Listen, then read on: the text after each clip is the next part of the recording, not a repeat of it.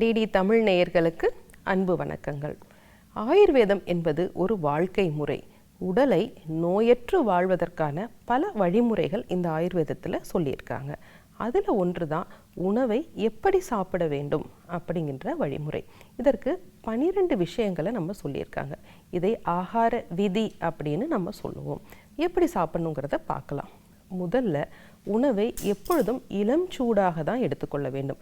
ரொம்ப குளிர்ச்சியாகவும் எடுத்துக்கொள்ளக்கூடாது, ரொம்ப சூடாகவும் எடுத்துக்கொள்ளக்கூடாது. எதற்காக? இளம் சூடான உணவு தான் நம்ம செரிமான மண்டலத்தில் சரியாக செரித்து சத்துக்களாக மாற்றப்படும்.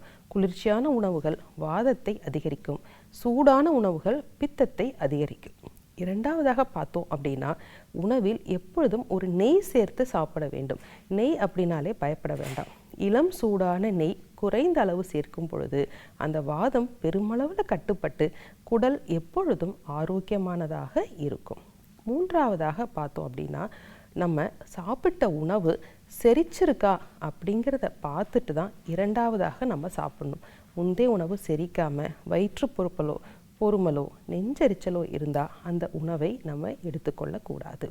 பிறகு முந்தைய உணவு சீரானதாக செரிச்சிருக்கணும் அப்படின்னு நம்ம பார்த்த பிறகு அந்த உணவை எப்படி சாப்பிடணும் அப்படின்னா, உணவை ரொம்ப மெதுவாகவும் சாப்பிடக்கூடாது, வேகமாகவும் சாப்பிடக்கூடாது. மெதுவாக சாப்பிட்டா உணவு குளிர்ச்சி அடைந்து கபத்தின் தன்மை அதிகரிக்கும். வேகமாக சாப்பிட்டால் உணவு வேகமாக உறிஞ்சுவதற்கு சிரமமாகி ஆமம் அப்படிங்கிற கழிவுகள் உடம்புல ஏற்படும். பிறகு நம்ம சாப்பிட்ற இடம் ரொம்ப தூய்மையானதாக இருக்கணும். நம்மளுடைய முழு கவனமும் அந்த உணவில் தான் இருக்கணும். அப்பொழுது தான் அந்த உணவானது நம்ம ஆரோக்கியத்திற்கு அடிப்படையாக இருக்கும். மேலும் உணவை நம்ம எப்பொழுதுமே அளவோடு தான் எடுத்துக்கணும். அளவுக்கு அதிகமான உணவு நஞ்சாக மாறும் அப்படிங்கிற பழமொழி இருக்கு இல்லையா? உணவை அளவோடு சாப்பிடும் பொழுது அவர்களுக்கு செரிமானம் சீராக அமையும். அளவுக்கு அதிகமாக சாப்பிட்டா அது கழிவுகளாக தான் மாறும். பிறகு எப்படி அந்த உணவை எடுத்துக்கணும் அப்படின்னா, ஒன்றோடு ஒன்று ஒத்துக்கொள்ளாத உணவுகள், செரிமானத்திற்கு சிரமமான உணவுகளை நம்ம எடுத்துக்கொள்ளக்கூடாது. எதற்கு இது அடிப்படையாக சொல்கிறோம் அப்படின்னா, எப்பொழுதும் செரிமானத்திற்கு சிரமமான உணவுகள் நமக்கு கழிவுகளாக உடம்புல தங்கும். இந்த கழிவுகள் தான் பல பிரச்சனைகளுக்கு அடிப்படை. எடுத்துக்காட்டாக நம்மளுடைய தோல் வியாதிகள், ஆட்டோ இம்யூன் டிசீஸ் போன்ற இம்யூனிட்டி குறைவான பிரச்சனைகளுக்கு இது அடிப்படை காரணமாக இருக்குது. அதற்கப்புறம் அந்த உணவின் தன்மை அறிந்து சாப்பிடணும்.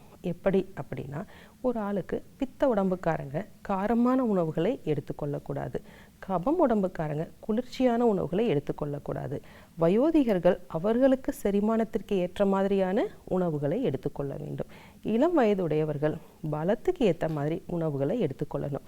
இப்படி ஒவ்வொருவரும் அவருடைய உடல் தன்மை, மனத்தன்மை, நோயின் தன்மைக்கு ஏற்றவாறு உணவுகளை தேர்ந்தெடுத்து நம்ம உண்ணும் பொழுது அந்த உணவுகள் சரியாக செரித்து நல்ல நம்ம செரிமான மண்டலத்தை சீராக்கி 3 தோஷங்களையும் பலப்படுத்தும். ஏன் இதை இந்த காலத்தில் ரொம்ப முக்கியமானதாக நம்ம சொல்கிறோம் அப்படின்னா, நம்ம இன்னைக்கு உணவு சார்ந்த பிரச்சனைகள் ரொம்ப அதிகமாக இருக்குது. முக்கியமாக பார்த்தோம்னா NCD அப்படின்னு சொல்கின்ற நான் கம்யூனிக்கல் டிசீஸ் எல்லாமே நம்ம உணவு முறை மாற்றத்தில் தான் இருக்குது. இன்றைக்கு நம்ம எந்த உணவு அதிகமாக எடுத்துக்கிறோம்? துரித உணவுகளை எடுத்துக்கிறோம். நம்ம சரியாக அமர்ந்து சாப்பிடுவது கிடையாது. அதீத வேலை காரணமாக ரொம்ப துரித உணவுகளை அவசர கதியில் சாப்பிட்றோம். நிதானமாக சாப்பிட்றது கிடையாது. நம்மளுடைய முழு மனசும் அந்த உணவில் இருக்கும் பொழுது தான் அந்த உணவு சீராக செரிக்கும், வளமான வாழ்க்கைக்கு அடிப்படையாக இருக்கும். ஆகவே உணவை தேர்ந்தெடுத்து சரியான விதிமுறைகளின்படி நாம் உட்கொள்ள வேண்டும். நீண்ட நாள் ஆரோக்கியமாக வாழ்வதற்கு உணவு ரொம்ப முக்கியமானது. நன்றி நேயர்களே. மற்றொரு நிகழ்ச்சியில் நம்ம சந்திக்கலாம்.